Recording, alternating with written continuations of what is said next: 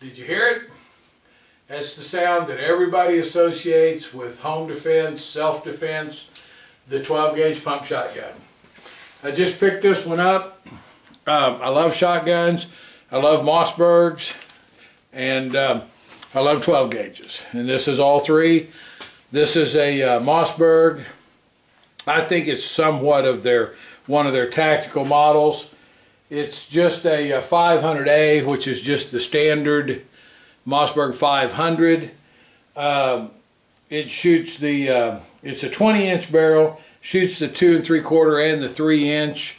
And I'm going to back up just a little bit. It's got a sling on it, sling swivels, long tube, but it does not have any kind of rifle sights or any kind of a breeching attachment or anything. It's just strictly a short-barreled, long magazine, long tube, whatever you want to consider it, shotgun. And I'm going to the range today to try to make a couple of videos, and oddly enough, one of them is going to be on mouse guns and the other one's going to be on a 12-gauge shotgun. They couldn't be much different, but they both have their place. One of the things I want to explain about the shotgun, I'm going to move that before I mess around and knock it over there. Everybody, they hear the myths and the stories on the shotgun. Everybody believes, boy, you rack that and the sound of that slide, the bad guys just go running. That's not true, especially with the meth addicts and the people that are out there today. A lot of people won't recognize it or hear it, no matter what anybody says. And other people will hear it, but they'll be so stoned they won't care. So don't kid yourself. Just having a shotgun and making that sound doesn't guarantee you that people are just going to run. It does, in the right situation, though, guarantee you a tactical advantage. Now, I personally believe to take a flashlight like this and walk around with it in your house with a shotgun, you're just asking for trouble. I don't believe there's any way in the world to control that shotgun with both hands, stepping around blind corners, trying to figure out how to either not lead with the gun or to keep the gun in a position where you can get it up that fast and manipulate a light. I don't think it's going to happen. Even the gun without manipulating the light is difficult. I tell you, you go through any training house, any firearm shoot, no shoot house, and you walk through there with a shotgun, and if a guy knows you're coming and can hear you and it's dark, he's got a tremendous opportunity to grab that barrel and deflect it away. Now, you may pull the trigger, you may hit him, you may hit yourself, you may hit nothing, both of you may be deaf, you might be blinded from the flash, all the stuff that I've heard. But you're still going to be in a wrestling match over a lethal weapon. So I do not think that the shotgun for the average person is the house clearing gun that they make it out to be in Hollywood or that some people think it is. I do, however, think it has two applications where it is virtually unbeatable. One of them is a perimeter defense of your home in the event of a looting situation or some kind of a societal breakdown where there's people coming up the street, which would be looting in a way, only it'd just be more of a mob. But in a situation like that, I think a shotgun is a great perimeter defense weapon, especially with a longer tube, and even better if you have two of them. I have two SPXs that I think if I had my wife loading one or any partner loading one and I was using the other one, I think it would be tough on the people trying to come from the street up and get into my home, assuming, of course, that they all came from a side I could defend. I mean, ultimately, it's hard to beat a crowd if there's just one of you. But the other situation, which I think is much more likely, is you hear the crash in the middle of the night, your alarm goes off, your dog barks, maybe you just hear it if you don't have an alarm, you just hear the window break, whatever. You get down behind your bed, in your bedroom, hopefully, I've covered it in another video, you have some kind of a doorstop or a prop to slow them down or a deadbolt on your bedroom door, whatever. But anyway, you get down there with the cell phone, with the shotgun, you put that on the door, and if somebody comes through, you fire. That's the situation that I think a shotgun's unbeatable, especially one with a short barrel. I think that, you know, if you're 15 feet away, 20 feet away, and or farther, you're going to get a fair spread, not like it makes it look in Hollywood, and they're not going to fly 5 feet backwards and land on their back with a hole blown through them the size of a trash can lid. Hollywood's great, but that's not what happens. I mean, I've never shot a human with buckshot, but I've been around a lot of guys that have deer hunted. I've seen a lot of deer that were shot with it. I've never actually shot a deer with buckshot myself, but I've seen a lot of them shot. And I know a deer's a little tougher than a human, but not enough that there would be that drastic of a difference. It will stop them, but it's not going to blow a trash can size hole through them where you can see through them like it does on TV. But this gun for defending your bedroom like that is phenomenal. With slugs in it, it'll be a tremendous gun out to 25 to 50 yards to defend against, like I say, people that would be trying to come onto your property and cause you bodily harm.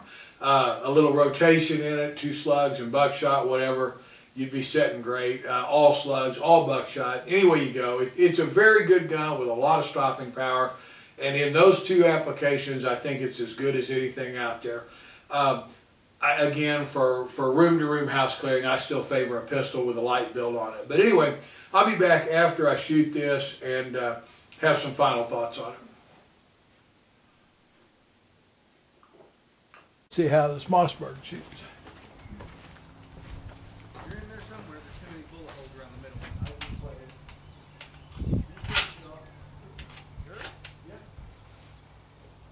it. It's easier to load than that lever.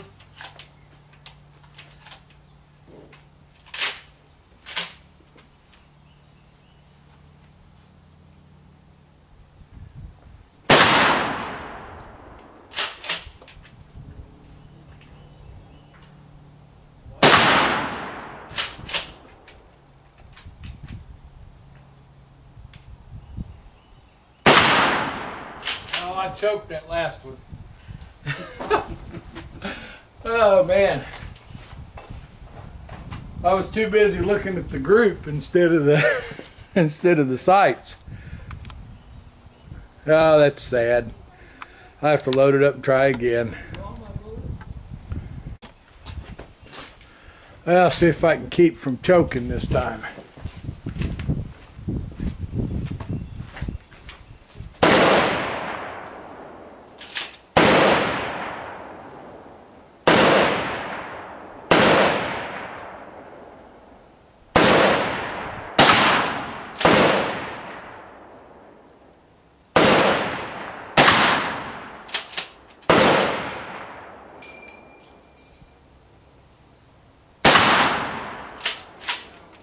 Those were a little better. The last one again was a little bit low, but not like the one before.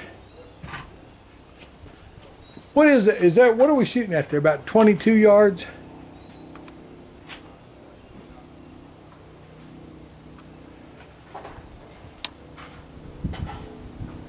Is that what that is, Greg? Probably about 22. Huh? About 22 yards. Yeah, that's probably about right. I was going to say this would be 25 back under the cover, wouldn't it? So. Yeah, it's 25 at the front of these bitches. Okay, so about 22. That's not bad. I got the one horrible choke there, and then other than that, not bad.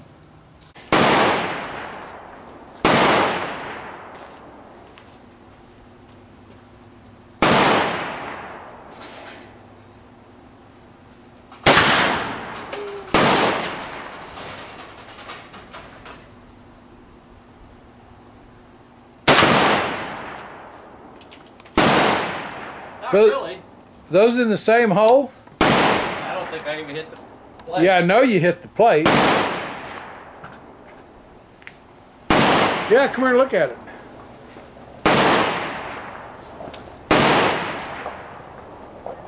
Wonder why there's 3 holes in there. I wonder. Well. Oh, okay.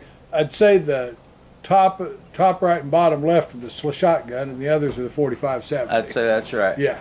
Still, that's pretty good. That's 22 yards on a 10-inch or 8 or 10-inch paper plate.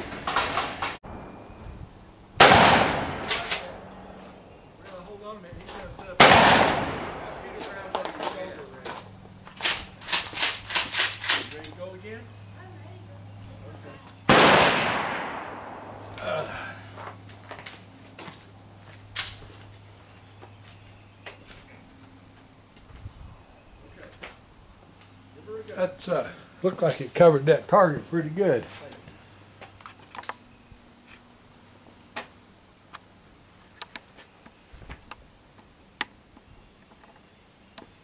Yep, pretty impressive. I think I'll just walk the camera. That's pretty impressive. That was just 2 shots. I didn't even shoot the last 2. I guess I had one slug way over there that I didn't notice. The rest of them down there. That's not bad. I mean, no sights on it, just a bead. Those 2 are not very good, but the rest of them are pretty impressive. Okay, obviously I did not shoot that as good as I did my Mossberg SPX, but this one does not have the rear rifle sights or the front rifle type blade. It just has a bead. Not making any excuses, I shot it good. We were shooting it we figured it out to be about 22, 23 yards, and the gun was doing great. I mean, that's 75 feet. That's the length of my house. I think that's a pretty good distance, and I have no doubt on a man-sized silhouette, I could have hit that in the center mass area way more than I missed out at 50 yards. I don't know that I could make the 100-yard shots like I did with the SPX, but there again, that's because this does not have rifle sights on it. I think the gun's capable of it. I just don't believe that me shooting a open bead with no rear sight is capable of it. Anyway, tremendous gun. One of the things I want to touch on real fast, I normally favor the SPX 930, which is a semi-automatic shotgun. There's 2 trains of thought on your shotgun for self-defense. A lot of people don't like the semi-auto because they believe it could jam up. I, on the other hand, believe that under stress could jam up. So, you know, I trust my SPXs. I've shot them extensively. And I don't work a pump enough to know for sure under stress if I would remember to pump it or not. I like to think I would, but I tell you, adrenaline's a funny thing. I promise you, I've been in a high adrenaline situation involving a firearm, and well, actually, I was shot at. I mean, I'll just tell you, I was shot at. It was not a war thing. I'm not a combat veteran, but I was shot at. And I remember when I saw the gun, I never heard the gun, and I remember when I kind of got my thoughts back, I was probably 2 houses down from where I was shot at. And I mean, I don't remember any of that. So, you know, maybe a person would function fine and shoot his firearm and return fire. You know, maybe you'd shoot it once and then forget to pump. That's why I like the semi-autos. That's your choice. You know, if you're comfortable with your pumping action of the shotgun, and you know, comfortable with the gun, then I say go for it. If you're like me, if you're comfortable with the reliability of the semi-auto, that you've shot it enough that you trust it, I'd say go for that. Either way, I think a shotgun is a great firearm. I appreciate you guys watching my videos. Take a look at my website. I make a real good inside the waistband holster, and I'll be back on with some more videos as quick as I can. Thanks a lot.